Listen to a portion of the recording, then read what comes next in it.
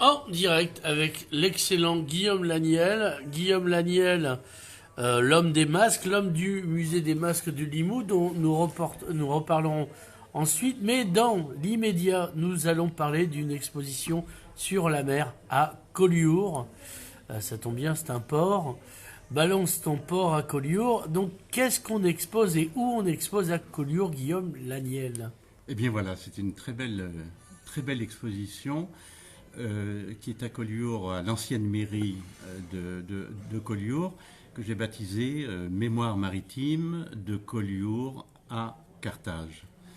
Et donc c'est intéressant parce que c'est à Collioure, il y a donc maintenant 40 ans, que je suis passé du spectacle et de mes créations qui étaient jouées plutôt dans des lieux clos, dans des théâtres, dans des salles, à ce que l'on va appeler le plein air. Et le plein air est la rue et des grands espaces, en faisant une immense parade maritime sur des barques catalanes qui arrivaient de l'horizon et qui a joué devant plus de 2000 personnes sur la plage de Collioure et qui ensuite entraînait le public pour une autre partie de spectaculaire qui était donnée dans la cour du château. Donc c'est un peu une exposition mémoire qui témoigne d'un acte dans un parcours de création de plus de 52 ans de création, d'une étape qui a été décisive et qui probablement, peu à peu, m'a conduit à me retrouver quelques décennies après, à créer dans les théâtres antiques à Carthage et de raconter l'histoire de Carthage et donc de la route des Phéniciens, de la route de la mer, des itinéraires culturels sur la Méditerranée. Il y a un lien en pointillé très important. Alors bien sûr, il y a une autre étape aussi qui là prend une valeur de mémoire à Collioure. Il se trouvait qu'à l'époque, je travaillais pour la fondation de Collioure qui s'est arrêtée en 1983 et nous avions reconstitué une pêche au sardinal avec les anciens pêcheurs de Collioure, de jeunes pêcheurs de l'époque et de nuit, et j'avais pu filmer cette reconstitution où on retrouve bien sûr des pêcheurs aujourd'hui disparus, mais certains sont encore là présents. Et donc, vendredi dernier, à l'inauguration, nous avons pu présenter ce film du Sardinal. C'était la première fois, je l'ai monté il y a 8 jours. Je l'avais gardé dans mes archives. Et d'après tous, c'est un témoignage extrêmement précieux parce qu'il n'en existe pas actuellement d'historique, on va dire. Là, bien sûr, c'était en 1980, une reconstitution, parce que l'un des anciens pêcheurs de Collioure disposait encore de ce qu'on appelle le filet au sardinal, qui est un filet particulier pour la pêche au sardinal. Et donc, de nuit et de jour, à 2 embarcations, nous avons reconstitué. Donc, c'était une belle manière parce que de rendre hommage, bien sûr, à toute l'équipe des pêcheurs qui s'était donnée à cette reconstitution, qui témoignait de la présence et de l'histoire du sardinal, qui est un acte majeur. Qui est la mémoire de Collioure, c'était la pêche. Oui, parce que maintenant, c'est un écrin à touristes. Mais on l'oublie, c'est un port de pêche à la base. C'est un port de pêche à la base, absolument. Vous avez la prud'homie qui est là et qui en témoignait encore il y a quelques années, qui est aujourd'hui la maison du Fauvis. Mais donc l'ensemble et il y a beaucoup d'affiches, de photographies anciennes qui témoignent vraiment de la grande activité exceptionnelle de la pêche. Bien sûr, Collioure n'étant pas seul, mais associé à Port-Vendre. Et je pense jusqu'à Banyuls, où on avait la pêche côtière. Parce que maintenant, les anchois sont malheureusement plus pêchés en Méditerranée. C'est ce que j'ai appris, oui. Effectivement, et bien sûr, l'anchois était bien sûr en Atlantique, la pêche majeure. Et donc, j'ai voulu, dans ce moment de mémoire, à la fois d'un acte de création qui avait laissé une empreinte pour le public, puisqu'il s'agissait là d'une nature, il faut se reporter en cette époque, en cette décennie des années 70. C'est un spectacle que je jouais à l'époque, que je suis allé jouer à Barcelone, que j'ai joué à Perpignan, à Prades. Les années 79, il faut imaginer, ce n'est que quelques années après la mort de Franco. Donc les liens que nous pouvions tisser avec le spectacle vivant et la Catalogne étaient très importants. Et l'acte premier fut cette parade maritime à Collioure. Donc nous en témoignons par cette exposition.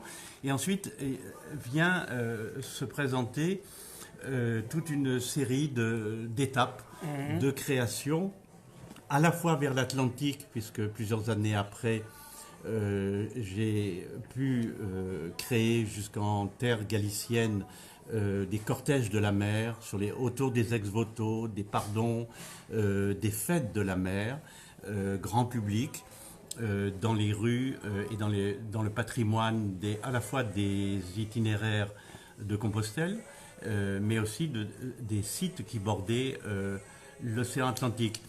Et puis ensuite, je suis revenu ici à Perpignan en 2001, et à partir de là, s'est ouvert là véritablement tout à fait une exploration pour ma part autour de Carthage, de la route des Phéniciens, qui est un itinéraire culturel européen, d'Odyssea, qui est un itinéraire culturel et touristique sur l'ensemble de la Méditerranée. Et nous avons croisé là l'interculturalité des civilisations et la fameuse Mare Nostrum des Romains. Exactement, et surtout l'histoire de Carthage qui pose une question toujours d'actualité dans l'actualité de la Méditerranée. Fallait-il détruire Carthage? Exactement, la question se pose et est toujours restée posée, et je dirais c'est un adage très, très populaire et qui parle à tous. Et donc aussi la volonté de créer un théâtre qui à la fois se pose sur les rivages de la Méditerranée, peut se jouer dans les théâtres antiques, et qui est aussi une ironie de l'histoire, c'est-à-dire de pouvoir parfois raconter l'histoire de Carthage dans les sites de son oppresseur. Et ce sont des sites merveilleux. Donc les Romains en l'occurrence. Les Romains en l'occurrence. Mais après 2 guerres puniques, ils étaient tendus, on va dire. Tout à fait. Et alors il faut quand même savoir qu'ici, dans le Roussillon et en Catalogne, on retrouve Emporias, on retrouve Ruscino, on retrouve Narbonne, on retrouve Agde, on retrouve à la fois les Romains, les Grecs et les Phéniciens, les comptoirs. Et c'est véritablement raconté. Barcelone, créé par Barca. Amilcar. Amilcar, absolument. Donc nous sommes ici empreints d'itinéraires où le légendaire, les mythologies sont mes sources d'inspiration pour raconter d'une manière particulière, singulière, grand public, et de retrouver finalement toutes les grandes mythologies qui habitent la Méditerranée. Alors, on va passer à l'épisode suivant, si j'ose dire. Tu as ouvert un magnifique musée à l'ancien palais de justice de Limoux. Limoux, qu'on connaît pour sa Blanquette et son hôpital psychiatrique. Et ce n'est pas en vain que j'évoque l'hôpital psychiatrique et les masques. Oui, probablement, bien sûr. Ça, c'est une question à aborder qui fera partie d'ailleurs des travaux, puisqu'aujourd'hui, l'hôpital a été, bien sûr, on va dire, décentralisé en différentes autres communes. Mais là, il y a avant tout le carnaval de Limoux. Et le carnaval de Limoux est séculaire. Il est extrêmement vivant, extrêmement présent. Et donc j'ai pu, par la mise à disposition, maintenant depuis plus de 3 ans, de l'ancien palais de justice de Limoux, y créer le premier institut des arts du masque en France, qui m'a permis d'accueillir cette collection de plus de 50 ans de théâtre, qui était ici dans les Pyrénées-Orientales, partagée entre Perpignan durant de nombreuses années, et au monastère d'El Camp, où M. Marseille, avant sa disparition, m'avait permis dans sa Passa, à Passa, oui, à Passa. Dans les écuries de Passa, cette immense collection, c'est quand même 250 mètres cubes de masques et de décors et de costumes. Et donc aujourd'hui, tout est à Limoux, et nous avons engagé un travail de redécouverte et de valorisation, d'accompagnement du carnaval de Limoux, et où le public, qui vient de se terminer il y a 10 jours, et où le public, avant d'aller place de la République, découvrir chaque week-end des bandes différentes qui portent au plus haut niveau de la tradition du carnaval de Limoux, peuvent visiter cet ancien palais de justice, où là nous présentons, dans des scénographies toujours renouvelées, des aspects différents et les savoir-faire du carnaval de Limoux. Donc ça, c'est en période hivernale, les rituels d'hiver, auxquels s'associent des partenariats avec le Musée national de Bucarest en Roumanie, bien entendu les fêtes de Catalogne, qui sont de plus en plus présentes et dans les années à venir à l'Institut des Arts du Masque.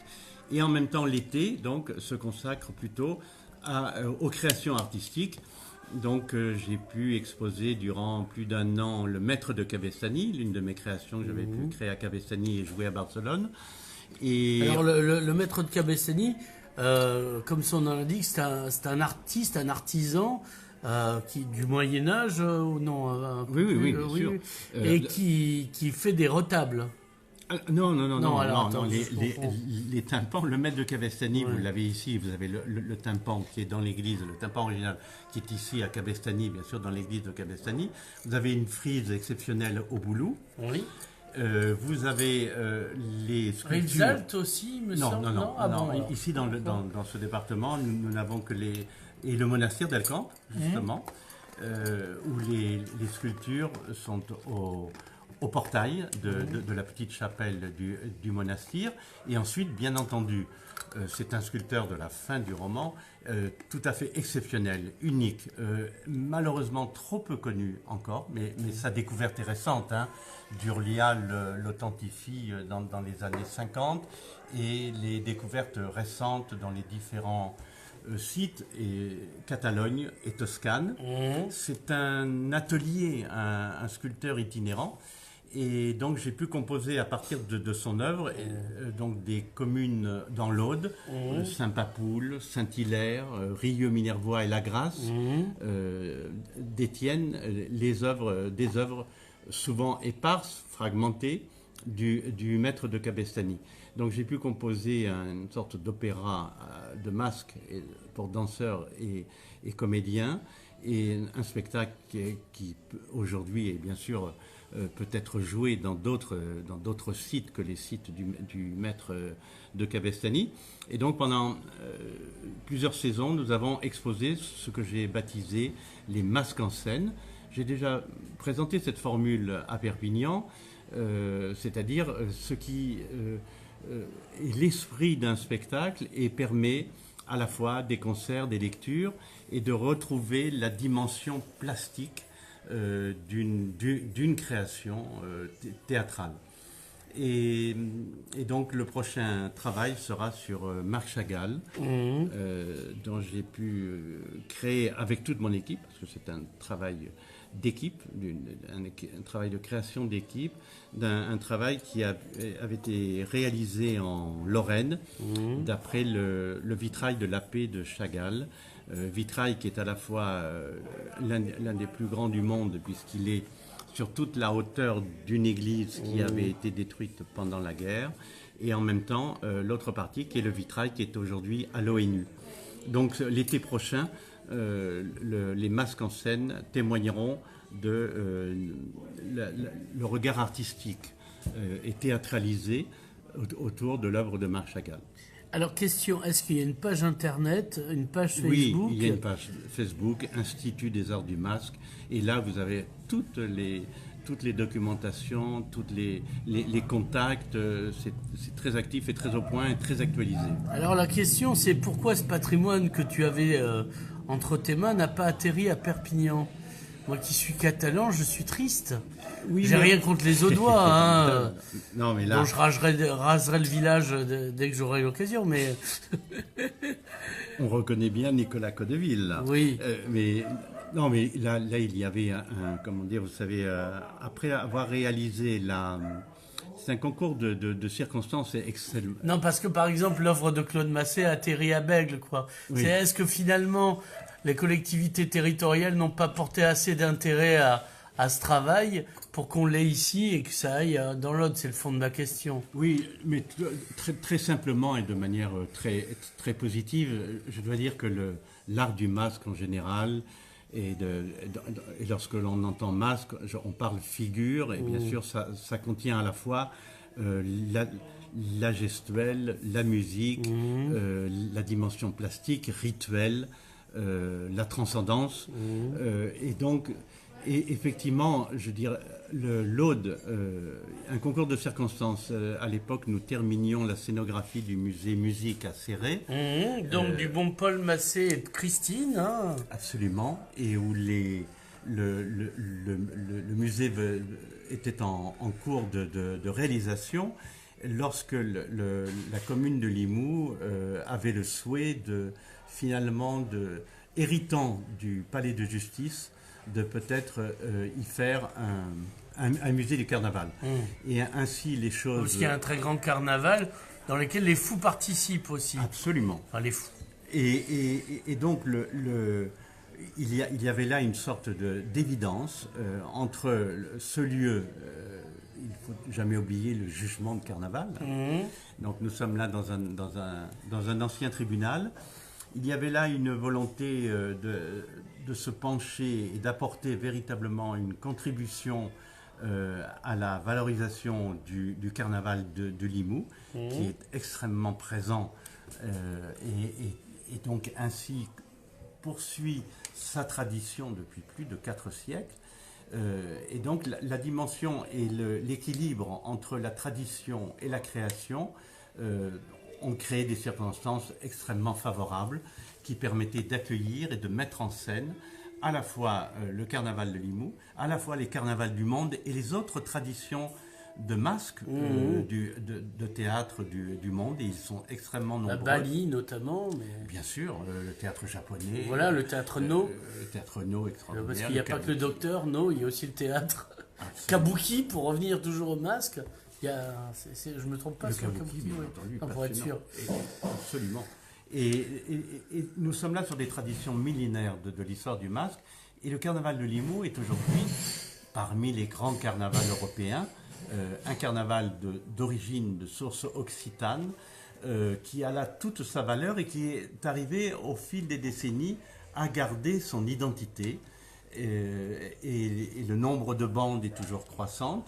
Et donc la rencontre entre une équipe de création qui depuis plus de 50 ans travaille autour du masque dans une singularité et aussi a trouvé là le juste écrin, et je crois qu'il était absolument naturel de s'ancrer dans une ville dans laquelle, si vous voulez, peut-être, allez, je vais dire, un habitant sur 2 dans sa vie à porter un masque. Et donc là, vous avez une relation... Socialement, on passe son temps à porter un masque, de toute manière. De toute manière. Ça c'est vrai. Mais il y a là, dans l'acte de porter un masque, qui est une tradition qui a disparu peu à peu.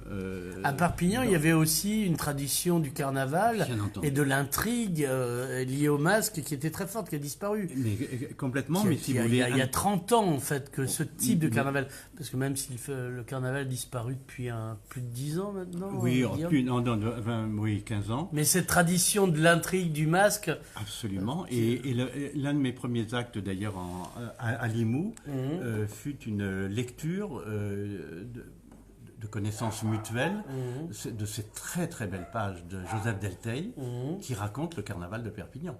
Et ce sont des pages peu connues et qui témoignent, donc, dans les années 20-30, de la vitalité et de la singularité du carnaval de Perpignan. Cette singularité ayant peu à peu au fil des décennies disparu, et celui que nous avons connu il y a 30 ans ou 40 ans à Perpignan était déjà assez éloigné de c'est un carnaval traditionnel. Oui. C'est de l'animation culturelle, on va dire. Et c'est souvent comme beaucoup de carnavals en France, et là c'est important d'en parler, et tu as raison de soulever cette question. Ce sont souvent des cortèges fleuris ou des cortèges décorés avec avec une dramaturgie, mais dans lequel l'esthétique a perdu depuis très longtemps les origines de sa tradition et de son patrimoine. Oui, le rituel s'est perdu en fait. Oui. Il n'y a plus que la forme signifiée du rituel et plus le signifiant. Exactement, et qui donc se tourne vers d'autres objectifs, peut-être plus touristiques. Oui, voilà, la Sanche est devenue un carnaval, parce qu'on est à 2 pas de la Sanche dans le temps, là. C'est devenu une espèce d'autre carnaval. Non, c'est pas tout à fait la même chose. Je vous suis non, pas ceux qui le font, ceux qui le regardent, je dirais. Ah. Mais écoutez, c'est le regardant qui fait l'œuvre, comme on dit en art contemporain. Non, là, il y a des valeurs spirituelles qui pas les portants, attention. Qui sont là et qui sont fondamentales. Mais en tous les cas, pour le carnaval, c'est vrai que très souvent, le mot carnaval a perdu cette forme telle qu'on peut retrouver un carnaval à Cornanterral, par exemple. Dans l'Hérault ou à Pézenas, dans les carnavals totémiques, et Limoux, à la fois par cette présentation le matin à 11h de sa dimension toujours subversive, parce que l'on appelle les goodies, les grotesques, ça c'est une singularité véritable à Limoux. Et puis ensuite, dans l'après-midi, cette danse à la carabène, avec les masques de Pierrot, cette musique exceptionnelle, cette musique des fanfares du carnaval de Limoux, cette tradition que chacun chante et accompagne. Véritablement, on a là préservé, sauvegardé un grand carnaval populaire qui remonte au 15e. Alors, on avait eu cette idée, et on t'en avait parlé avec Paul Massé et Christine, de faire un chemin des musées anthropologiques, puisque donc, toi à Limoux, le musée de Céré, de l'instrument de musique à Céré, et j'ai un ami à Barcelone qui a le musée des cultures du monde, ce qui est l'équivalent des Quai Branly. Et là, il y a un beau parcours à faire. Complètement. Et là où le croisement des influences, puisque tout est lié. Et l'esprit du musée de Céré est dans l'esprit de son donateur. Stéphane Erska a toujours été de préserver et de mettre en avant la dimension des civilisations qui portaient les instruments qui sont exposés et qui témoignent de ces instruments du monde jusqu'au Japon, et avec cette richesse des routes de la soie, du Pakistan, de toutes ces traditions musicales. Et donc on retrouve aussi dans la tradition musicale occitane et catalane des liens extrêmement forts, et dans lesquels, bien entendu, ce projet d'itinéraire, de rencontre entre Barcelone, Céré, Limoux, serait un projet absolument magnifique à suggérer et à réaliser, tout simplement. Alors, on revient donc sur l'expo de Collioure. Oui. Jusqu'à quand et où? Ancienne mairie de Collioure, jusqu'au 5 mai, tous les après-midi, sauf le mercredi, je sois précis, et j'y suis avec visite guidée et présentation du film du Sardinal, sur un nombre de jours que je ne citerai pas aujourd'hui, mais qui sont accessibles sur le site de la ville, dans la presse et sur Facebook, et à l'Office du tourisme. Un jour sur 3, je présente le film du Sardinal, les films que nous avons pu réaliser aussi avec Kérosène, au mois de décembre, qui sont projetés, vous savez, sur l'église et le clocher, et qui témoignent de la vie maritime de la Méditerranée. Et puis, bien entendu, des regards sur la démarche d'une création, de créateurs, d'acteurs, autour de ce grand patrimoine méditerranéen, qui témoigne aussi de tout le travail que j'ai fait à Perpignan durant de nombreuses années, je dirais autour de l'Atlas catalan, autour de très beaux textes de Balthazar Porcel. Je pense que ça c'est important de le dire. Et puis ensuite, associé à la route... Donc c'est un écrivain des Baléares, oui, absolument. Parce que... il est mort maintenant, oui, voilà, c'est pour être sûr. Hein. Oui, absolument. Grand écrivain, ça s'appelle le livre, l'un de ses derniers livres, le tumulte des houles, Mmh. le tumulte de la houle, qui est véritablement une suite de récits que Balthazar Porcel égrène sur l'ensemble des pores de notre culture qui nous réunit et nous rassemble, nous pose aujourd'hui et les restitue dans l'actualité d'aujourd'hui sur la Méditerranée. Et donc nous avons ici fait à Rusino et sur de nombreux sites et ports de Méditerranée des lectures, des concerts qui permettaient par fragments d'apporter un éclairage ou de révéler, je dirais, d'Homère à l'écriture contemporaine, les mythologies qui sont d'où nous venons et dont nous sommes métissés et qui aujourd'hui nous posent les questions les plus cruciales de notre actualité, l'Euro-Méditerranée. Voilà. Eh bien, Guillaume Laniel, merci beaucoup et on se reverra pour d'autres aventures maritimes. Merci, à bientôt.